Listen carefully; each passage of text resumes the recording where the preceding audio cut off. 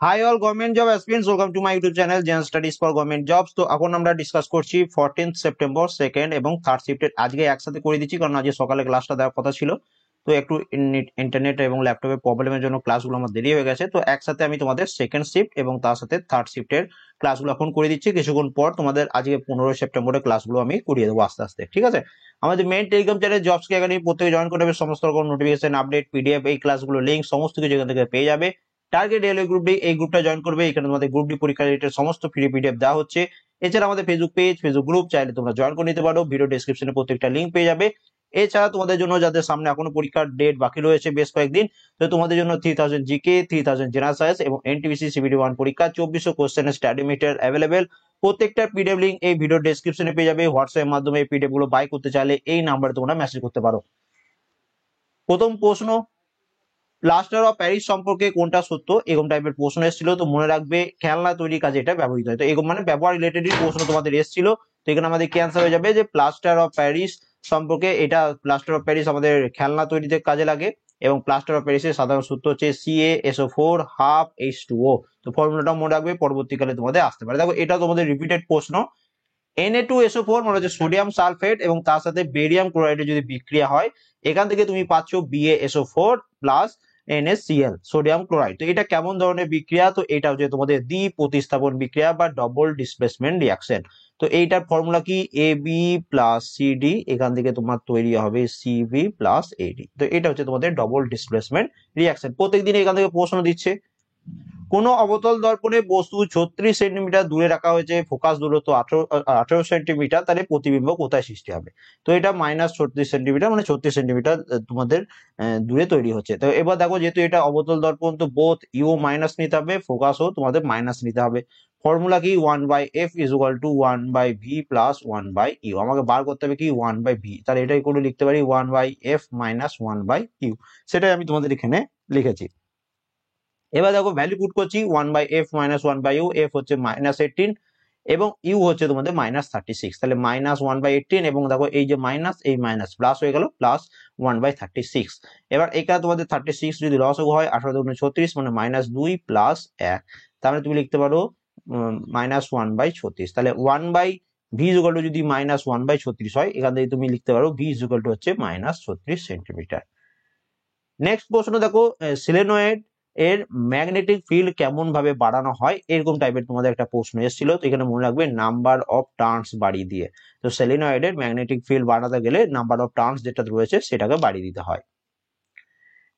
কোন ক্লাসিক্যাল ল্যাঙ্গুয়েজটি 2008 সালে যুক্ত হয়েছে? দেখো খুব ইম্পর্টেন্ট একটা প্রশ্ন, রিপিটেড প্রশ্ন, বহুবার এই প্রশ্নটা রিপিট হয়েছে।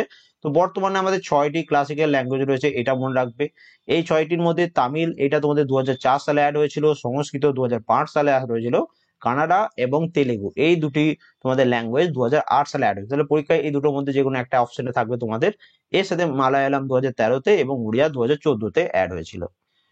14 বছরের কম বয়সী শিশুদের যে কোনো কারখানা, খনি বা নির্মাণ কাজে বা রেলপথের মতো অত্যন্ত বিপজ্জনক কার্যকলাপে নিযুক্ত করা নিষিদ্ধ।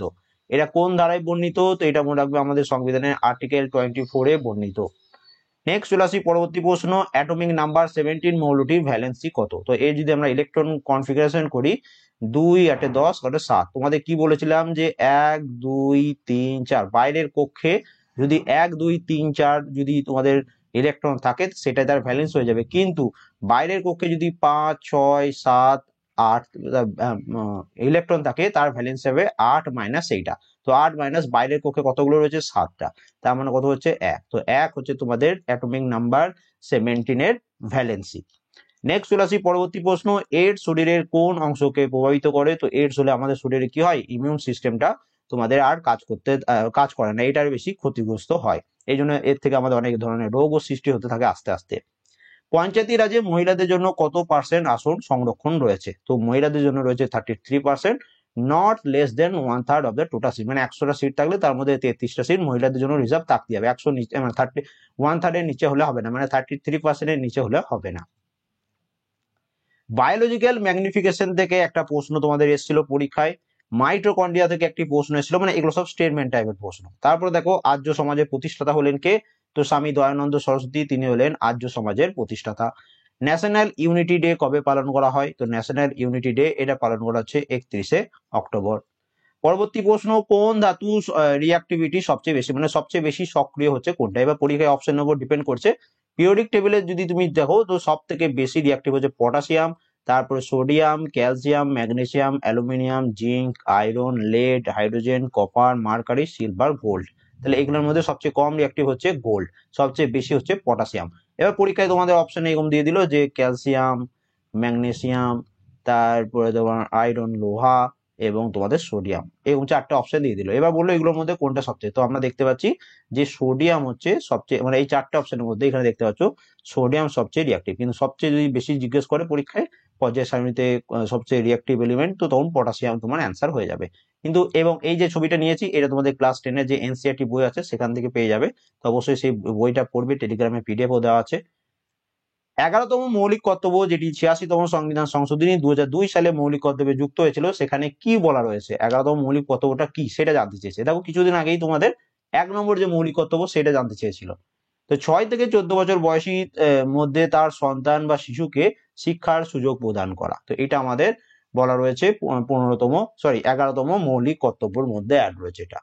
ইলেকট্রিক মোটর কোন শক্তিকে কোন শক্তিতে রূপান্তরিত করে? তো ইলেকট্রিক মোটর, এটার মধ্যে তুমি ইলেকট্রিসিটি দিলে সেই ইলেকট্রিসিটি সেটাকে মোটরটা ঘোরাতে শুরু করে, তো মোটরটার মধ্যে কি সৃষ্টি হয়? যান্ত্রিক শক্তি বা মেকানিক্যাল এনার্জি। তাহলে অ্যান্সার কি হয়েছে? তড়িৎ শক্তিকে যান্ত্রিক শক্তিতে রূপান্তর। আইআইটি খড়গপুর 2022 সালে কোন রোগের জন্য লো কস্ট ডিভাইস তৈরি করেছে? তো এটা মনে রাখবে, এটা অ্যান্সার হচ্ছে ওরাল ক্যান্সারের জন্য লো কস্ট তোমাদের ডিভাইস তৈরি করেছে। নীতি ঘাঙ্গাস তিনি কোন খেলার সাথে যুক্ত? নিতু ঘাঙ্গাস তিনি কোন খেলার সাথে যুক্ত? তো এটা অ্যান্সার হয়ে যাচ্ছে তিনি বক্সিং। এবার এটা ইম্পর্টেন্ট কারণ she won the gold medal at the 2022 Commonwealth Games in the minimum weight category. তো মিনিমাম ওয়েট ক্যাটাগরিতে কমনওয়েলথ গেমস 2022-এ তিনি বক্সিং এর গোল্ড মেডেল জিতেছেন। তো এগুলো খুব ইম্পর্টেন্ট পরীক্ষার জন্য, অবশ্যই পড়ে রাখবে।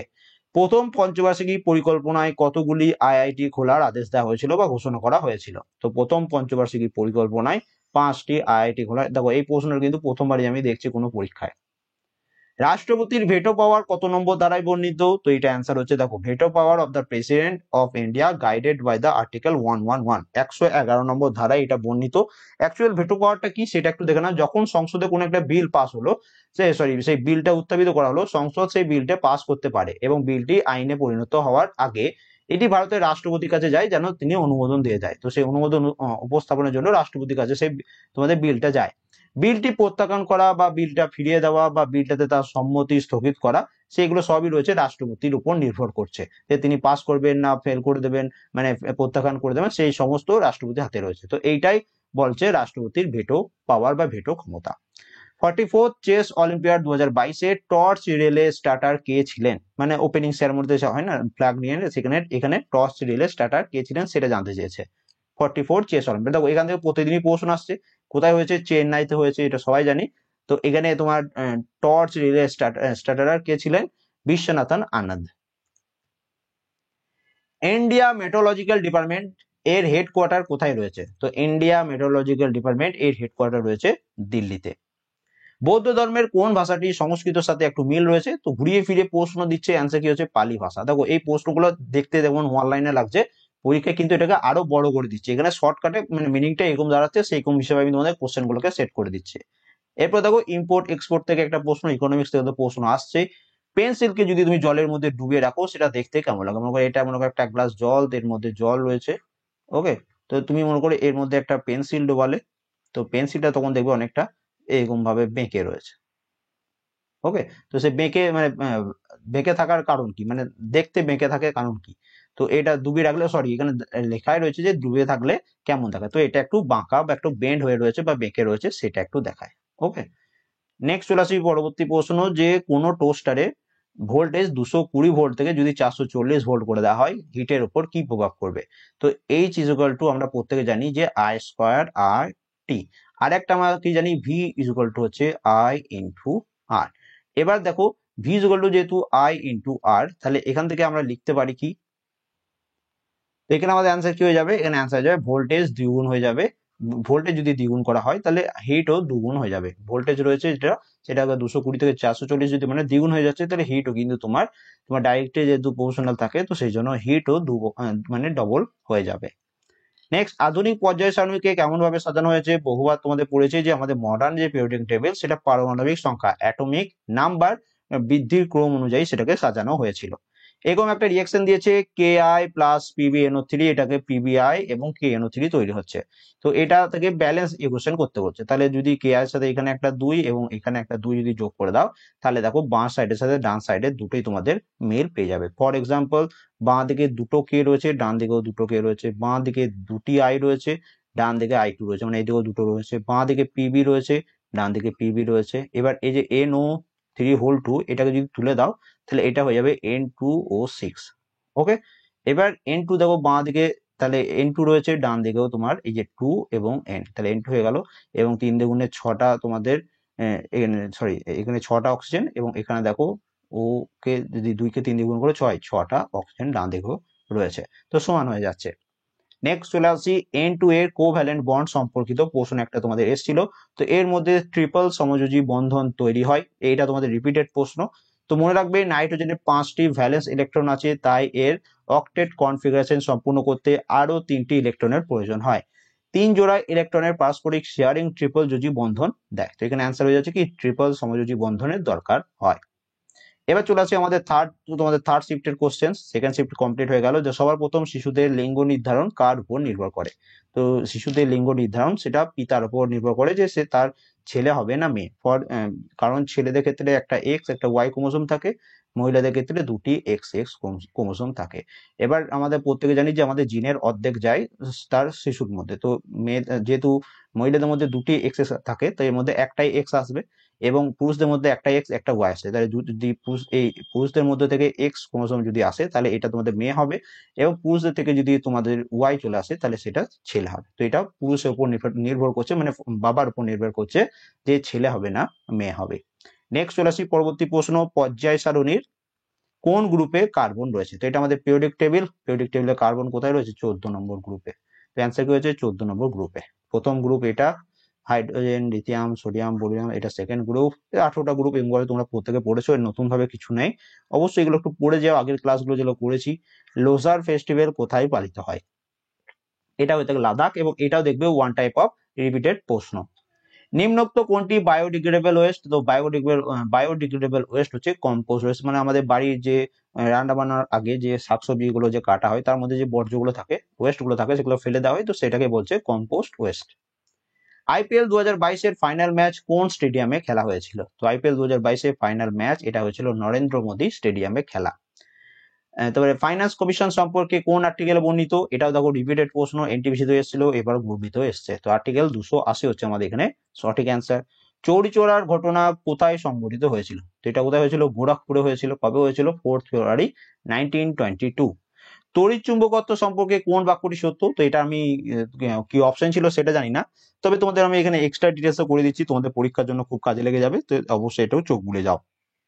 মনে রাখবে, কোনো তারের মধ্যে দিয়ে তড়িৎ প্রবাহিত হলে সেখানে একটা চৌম্বক ক্ষেত্র সৃষ্টি হয়। এই নীতির উপর ভিত্তি করেই তড়িৎ চুম্বকত্ব কাজ করে। তো স্থায়ী চুম্বক যে বলের কারণে ধাতব বস্তুকে আকর্ষণ করে, তার সাথে ওই ক্ষেত্রের কোনো পার্থক্য নেই। তো দণ্ড চুম্বককে চৌম্বক ক্ষেত্রের উত্তর মেরু থেকে দক্ষিণ মেরুতে প্রবাহিত হয়, আর তারের ক্ষেত্রে চৌম্বক ক্ষেত্র গঠিত হয় চারিদিকে। আর এই তার দিয়ে কোনো ধাতব বস্তুকে পেঁচালে সেই বস্তুটি চুম্বকায়িত হয়ে পড়ে। এইভাবে শুধু সাধারণ তড়িৎ চুম্বক তৈরি করা যায়। এটা জাস্ট সিম্পল স্টেটমেন্ট যে তড়িৎ চুম্বকত্ব ব্যাপারটা কি, সেটা তোমাদের একটু জানা হলো। শ্রী লাল বাহাদুর শাস্ত্রী জাতীয় সংস্কৃত বিশ্ববিদ্যালয় কোথায় অবস্থিত? তো এটা অবস্থিত হচ্ছে কোথায়? নিউ দিল্লিতে। এটাও কিন্তু রিপিটেড প্রশ্ন। এটা 1962 সালে 8ই অক্টোবর প্রতিষ্ঠিত হয়েছিল। কততম সংবিধান সংশোধনীর মাধ্যমে ভারতের 3 স্তরীয় পঞ্চায়েতি রাজ গঠন হয়েছে? দেখো এটা তোমাদের রিপিটেড প্রশ্ন, 73rd অ্যামেন্ডমেন্ট 1992। তো মুখস্থ হয়ে গেছে সবার এটা। পালিদানা মন্দির কোথায় অবস্থিত? তো এই পালিদানা মন্দির এটা গুজরাট রাজ্যে অবস্থিত, এবং এগুলো সব হচ্ছে জৈন মন্দির। লোহিত নদী কোন নদীর শাখা নদী? এই প্রশ্নটাও তোমাদের রিপিটেড প্রশ্ন। তো এটা হচ্ছে তোমাদের ব্রহ্মপুত্র নদীর শাখা নদী। মনে রাখবে, লোহিত নদী বা জায়ু নদী ভারত এবং চীনে প্রবাহিত একটি নদী, এটি ব্রহ্মপুত্র নদীর একটি শাখা নদী। কাংরি গাড়পো পর্বতমালায় তিব্বত স্বায়ত্তশাসিত অঞ্চলে এই নদীর উত্থান ঘটে, সেখানে এটি জায়ু নদী নামে পরিচিত।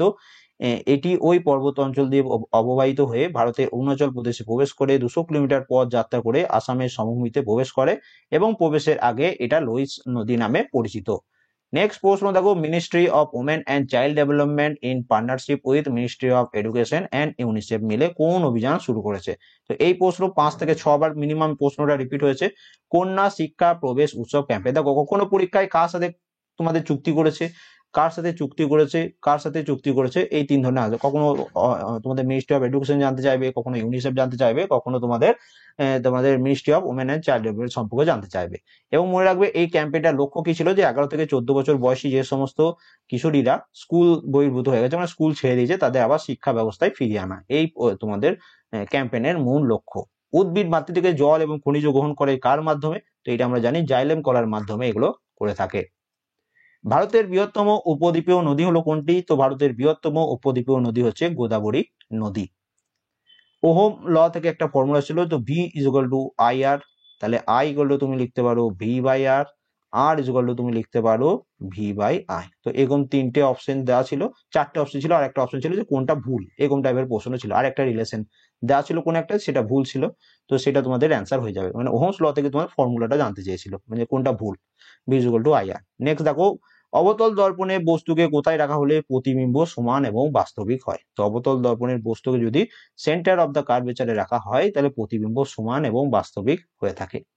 রিফ্রাকশন থেকে একটা প্রশ্ন ছিল, তো এই টপিকটা অবশ্যই পড়বে। তারপর দেখো পর্যায় সারণী, হ্যালোজেন মৌলগুলো কোন গ্রুপের অন্তর্গত? তো হ্যালোজেন কত নম্বর রয়েছে? 17 নম্বর। এই যে fluorine, chlorine, bromine, iodine, ATS, এটা হচ্ছে তোমাদের 17 নম্বর গ্রুপ। পরবর্তীকালে তোমাদের যদি পরীক্ষা আছে, তোমাদের আসতে পারে বলবে নোবেল গ্যাস কত নম্বরে, বা নিষ্ক্রিয় গ্যাস বা শূন্য গ্যাস, বা অ্যান্সার কি হয়ে যাচ্ছে 18 নম্বর গ্রুপে। প্রথম গ্রুপে থাকে হাইড্রোজেন বাদ দিয়ে লিথিয়াম, সোডিয়াম, পটাশিয়াম, রুবিনিয়াম, সিজিয়াম, এগুলোকে ক্ষার ধাতু। দ্বিতীয় গ্রুপটাকে বলা হয় ক্ষারীয় মৃত্তিকা ধাতু। তো এগুলো ছোট ছোট জিনিস যেগুলো বারবার রিপিট হয়, তোমাদের এতদিনে এগুলো পারা উচিত। দেখো এটা তোমাদের রিপিটেড প্রশ্ন। কাপড় কাচার সোডার বা ওয়াশিং সোডার সম্পর্কে প্রশ্ন ছিল, অ্যাকচুয়ালি যাদের ব্যবহার জানতে চেয়েছিল, যেগুলোর মধ্যে কোনটা ব্যবহার। তো সোডিয়াম কার্বনেট বা কাপড় কাচার সোডা গ্লাস, সাবান, কাগজের কারখানায় ব্যবহৃত হয়। সেকেন্ড মনে রাখবে, এটি সোডিয়াম যৌগ বোরক্সের উৎপাদনে ব্যবহৃত হয়। কয়েকদিন আগে এটাই জানতে চেয়েছিল কোনো একটা পরীক্ষায়, মানে কোনো একটা শিফটে এসেছিল। আরেকটা মনে রাখবে, সোডিয়াম কার্বনেট গার্হস্থ্য কাজে পরিষ্কারক রূপে ব্যবহৃত হয় এবং এটি জলের স্থায়ী করতা দূরীকরণেও ব্যবহৃত হয়। রক্তরস বা প্লাজমা থেকেও একটা প্রশ্ন আজকে এসছে, যে পরিপাকের পর খাদ্যরস রক্তরসে দ্রবীভূত হয়ে দেহের বিভিন্ন টিস্যু এবং অঙ্গে বাহিত হয়। টিস্যু থেকে যে সমস্ত বর্জ্য পদার্থ বের হয় তা রেচনের জন্য বৃক্কে নিয়ে যায়। টিস্যুর অধিকাংশ কার্বন ডাইঅক্সাইড রক্তরসের বাইকার্বনেট রূপে দ্রবীভূত থাকে। খুব কম পরিমাণ অক্সিজেন এতে বাহিত হয়। লোহিত রক্তকণিকার সংবদ্ধ হওয়ার আগে অক্সিজেন প্রথমেই রক্তরসে দ্রবীভূত হয় এবং রক্তরসের মাধ্যমে হরমোন, এনজাইম, লিপিড প্রভৃতি বিভিন্ন অঙ্গে বাহিত হয়। রক্তরস রক্তের অম্ল ক্ষারের ভারসাম্য রক্ষা করে। ইলেকট্রিক এনার্জিকে থার্মাল এনার্জিতে রূপান্তরিত করে কোনটি? তো অ্যান্সার হয়ে যায় টোস্টার এবং তোমার ইলেকট্রিক্যাল গিজার। যে মানে কি, ইলেকট্রিক এর মধ্যে হিট দিলে সেটা তোমাদের গরম করে, মানে হিট এখান থেকে তৈরি হয়, মানে ইলেকট্রিক দিলে। তো সেটা এখানে জানতে চেয়েছে। গোল্ড উৎপাদনে কোন রাজ্য প্রথম? তো এটা যথাসম্ভব রিপিটেড প্রশ্ন। তো কর্ণাটক রাজ্য গোল্ড উৎপাদনে 1 নম্বর স্থানে রয়েছে। ভারতীয় সংবিধানে ব্রিটেন থেকে কোনটি নেওয়া হয়েছে? তো আমাদের সংবিধানে সিঙ্গেল সিটিজেনশিপ বা এক নাগরিকত্ব, এটা নেওয়া হয়েছে ব্রিটেনের সংবিধান থেকে। এটাও কিন্তু 2021 এনটিপিসি সিবিটি 1 এর কমন প্রশ্ন। ওজোন হোল কোথায় লক্ষ্য করা যায়? এটাও তোমাদের এনটিপিসি সিবিটি 1 এ এসেছিল, তো অবশ্যই এনটিপিসি সিবিটি 1 এর ক্লাসগুলো দেখবে। অ্যান্সার কি হয়েছে? আন্টার্কটিক। হুগলি নদীর তীরে কোন শিল্প গড়ে উঠেছে? Jute industry. তো এটা তোমাদের আর একটা প্রশ্ন যেটা এসেছিল সেটা হচ্ছে রিয়াকশন চ্যাপ্টার থেকে। তো টোটাল এই এতগুলোই কোশ্চেন, টোটাল 55 প্লাস কোশ্চেন তোমাদের সেকেন্ড এবং থার্ড শিফট মিলে আমি কালেক্ট করতে পেরেছিলাম। ভিডিওটা ভালো লাগলে অবশ্যই একটা লাইক করে দিও, চ্যানেল নতুন তাহলে সাবস্ক্রাইব করে নিও, বন্ধুর সাথে অবশ্যই শেয়ার করে দিও। তোমাদের এই জন্য এই স্টাডি মেটেরিয়াল গুলো অ্যাভেলেবেল, প্রত্যেকটা পিডিএফ ভিডিও ডেসক্রিপশনে পেয়ে যাবে। হোয়াটসঅ্যাপের মাধ্যমে পিডিএফ বাই করতে চাইলে এই নাম্বারে আমাকে মেসেজ করবে। And thank you for watching.